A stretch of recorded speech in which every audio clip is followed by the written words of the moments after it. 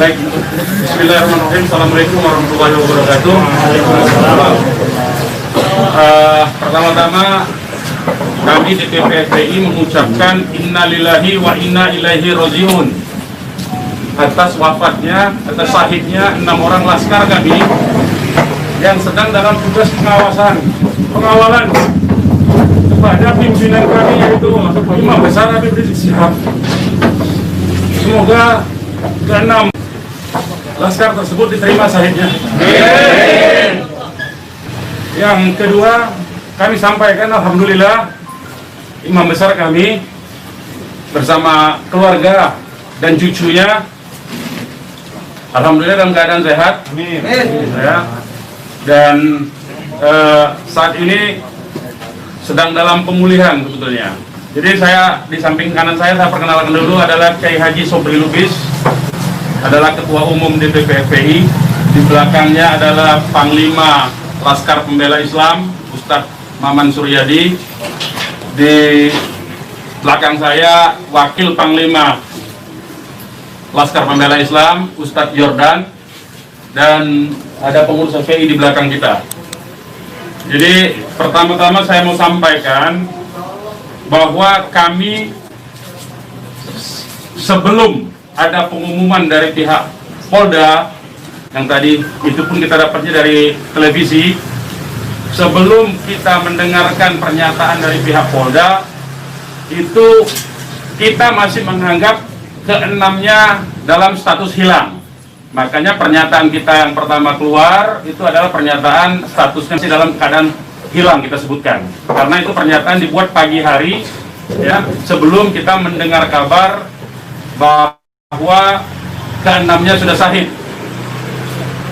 Nah, kemudian saya mau jelaskan kronologi backgroundnya dulu, bahwa beberapa hari yang lalu, ya, memang ada beberapa pengintai di Pondok Pesantren Habib Rizik, yaitu hari Jumat, ya. Hari Jumat itu ada beberapa pengintai yang ditugaskan oleh institusi resmi negara. Ya, saya tidak mau sebut. Oleh institusi resmi negara yang ditugaskan mengintai 24 jam. Mereka menggunakan drone dan peralatan canggih lainnya. Dan kemudian ada komunikasi dari laskar yang menjaga Pondok Pesantren Habib Rizik di Megamendung itu dengan para pengintai. Karena kebetulan mereka terjebak dengan cara pengintaian mereka sendiri yang tidak profesional. Ada komunikasi antara laskar penjaga Markas Syariah Megamendung dengan para pengintai. Ya. Ada 3 orang yang berhasil dikomunikasikan dan kita mendapatkan semua data-datanya. Ya, data-datanya kita dapatkan semua, identitasnya kita dapatkan semua, dan ternyata pengintaian itu bukan cuma terjadi di Megamendung, di lokasi Pondok Pesantren Habib Rizik, tetapi juga di Petamburan sini. Posisinya di sebelah sana, ya, posisi para pengintai. Ada foto-fotonya kita dapatkan. Kemudian juga di Sentul yang sempat dilakukan aksi demonstrasi. Artinya yang saya mau sampaikan di sini, Habib Rizik sejak kepulangannya memang diintai 24 jam. Ada 30 orang. Masih di Sentul, 10 orang di Megamendung. Jadi kita sudah tahu sebetulnya. Ya, kita sudah tahu. Nah, setelah proses hari Jumat itu, beliau bersama keluarga meninggalkan tempat istirahat beliau, tempat pemulihan beliau yang tadinya di Megamendung, beliau pindah ke Sentul, ya, pindah ke Sentul. Kemudian Ahad, ya, malam, yaitu hari Minggu pukul 22.30, artinya lebih sekitar setengah 11-an, ya, setengah 11 sampai jam 11 malam. Beliau meninggalkan lokasi dari Sentul untuk menuju ke tempat pengajian keluarga. Pengajian keluarga inti. Saya mau sebutkan, pengajian subuh, ya. Pengajian subuh keluarga inti. Jadi tidak melibatkan pihak mana-mana pun juga. Dengan 4 mobil keluarga. Di dalam mobil ada istri beliau, ada anak dan ada menantu. Artinya ada perempuan di dalam mobil itu. Dan ada cucu beliau. 2 orang masih bayi, 3 orang balita. Ya. Jadi di rombongan Habib Rizik itu ada balita, ada bayi dan masih belum 1 tahun dan ada balita. Itu yang saya mau tegaskan. Jadi ini adalah perjalanan keluarga biasa. Beliau mau melakukan pengajian keluarga saja, karena biasa pengajian subuh keluarga, ya.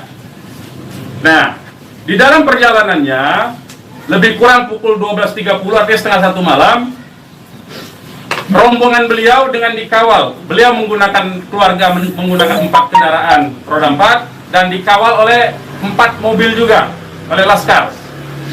Ya. Nah, di dalam perjalanan ada orang yang menguntit sejak dari keluarnya beliau dari Sentul itu.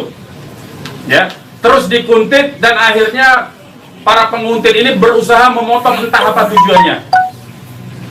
Kita sebut karena kita tidak tahu apakah dia petugas resmi atau bukan, karena dia tidak berseragam, ya. Harus disebut tidak berseragam. Ini orang-orang tidak berseragam.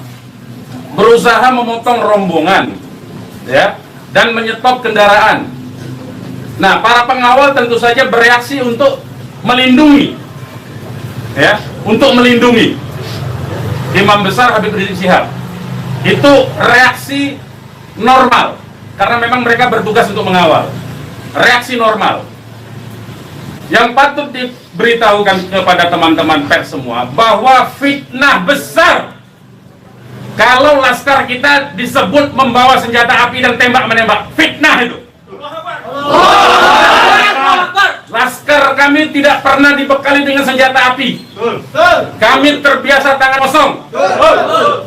Kami bukan pengecut. Jadi fitnah, dan ini fitnah luar biasa, pemutarbalikan fakta dengan menyebutkan bahwa laskar yang lebih dahulu menyerang dan melakukan penembakan. Kalau betul itu coba dicek senjata apinya, nomor register senjata apinya, pelurunya itu semua tercatat. Cek saja, silakan dicek. Pasti bukan punya kami, karena kami tidak punya akses terhadap senjata api dan tidak mungkin membeli dari pasar gelap. Ya, jadi bohong sama sekali. Apalagi di FPI, di kartu anggota FPI dan kartu anggota LPI disebutkan bahwa setiap anggota FPI dilarang membawa senjata tajam, senjata api, bahkan dan bahan peledak. Itu dilarang di kartu anggota kita punya. Ya. Nah, jadi upaya-upaya memfitnah, memutarbalikkan fakta, hentikanlah. Ya. Hentikanlah. Nah, kemudian kejadiannya, ya, kenapa kami menyatakan laskar kami dalam keadaan hilang? Karena memang kami belum tahu keberadaannya di mana. Itu membuktikan bahwa mereka dibunuh dan dibantai, saudara-saudara. Ya. Kalau sejak awal tembak-menembak itu berarti dia tewasnya di tempat dong. Tewas di tempat pasti banyak. Semalam saya sendiri sampai jam 3 sudah ngecek dengan teman-teman yang di lapangan, tidak ada jenazah di situ, tidak ada keramaian di situ. Yang ada justru petugas aparat setempat yang ada di lokasi yang diperkirakan di sekitar pintu tol Karawang Timur. Ya, di tengah malam itu saya suruh cek. Begitu saya mendengar ada berita terjadi ada laskar kita yang ditembak, kita suruh cek ke pintu tol Karawang Timur. Ternyata tidak ada mobil laskar di situ. Mobil laskar tidak ada, jenazah tidak ada. Kalau itu memang tembak-menembak dan tewas di tempat, itu pasti ada jenazah di situ. Pasti membutuhkan proses lama untuk evakuasi di situ. Tetapi ini tidak ada. Dan bahkan saudara-saudara perlu ketahui, teman-teman media, sempat salah satu laskar mengirimkan voice note rintihan dari salah satu laskar kita yang ditembak. Itu artinya apa?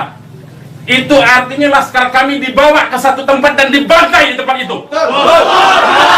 Dibantai di tempat lain. Itu artinya.